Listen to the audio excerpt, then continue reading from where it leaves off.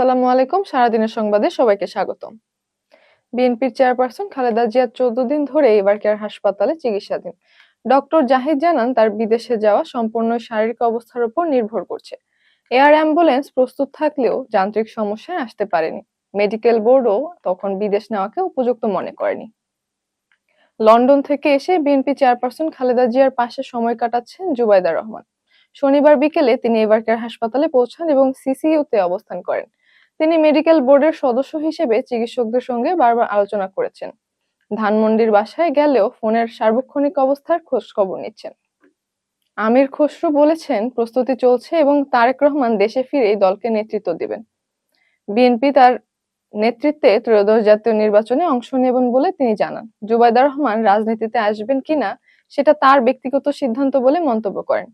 খালেদা জিয়ার বিদেশ যাত্রা চিকিৎসকদের পরামর্শের উপর নির্ভর করছে বলেও জানান। ঢাকা বিশ্ববিদ্যালয়ের ডাকসুর ভিপি আবু সাদিক কায়েম বলেন, নতুন বাংলাদেশের রাজনীতি করতে হলে দেশে ফিরতে হবে। লন্ডন, দিল্লি বা পিন্ডি থেকে রাজনীতি নয়, মানুষের পাশে দাঁড়িয়েই রাজনীতি করতে হবে বলে মন্তব্য করেন তিনি।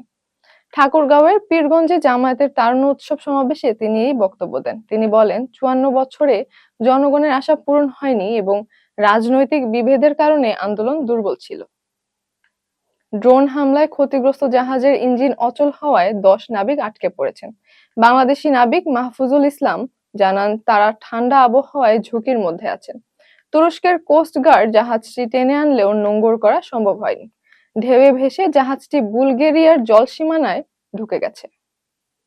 দক্ষিণ আফ্রিকার লিম্পোপো প্রদেশে ব্যবসা প্রতিষ্ঠানে নিহত হয়েছেন আমিনুর রহমান। 2009 সাল থেকে তিনি সেখানে ব্যবসা করছিলেন এবং মাঝে মধ্যে দেশে ফিরতেন। গতকাল বিকেলে থেকে সন্ধ্যার মধ্যে দুর্বৃত্তরা এসে তাকে গুলি করে পালিয়ে যায়। পরিবার জানিয়েছে, তার লাশ দেশে আনার প্রক্রিয়া চলছে। 1 বছরের বেশি সময় ধরে ভারতে আশ্রয়ে আছেন বাংলাদেশের সাবেক প্রধানমন্ত্রী শেখ হাসিনা। বাংলাদেশ তাকে ফেরত চেয়ে দ্বিতীয়বার ভারতের কাছে চিঠি পাঠালেও উত্তরের তথ্য মেলেনি। হিন্দুস্তান টাইমস সামিটে জয়শঙ্কর বলেন, ভারতে থাকা না থাকা বিষয়ে সিদ্ধান্ত নিতে হবে হাসিনাকে।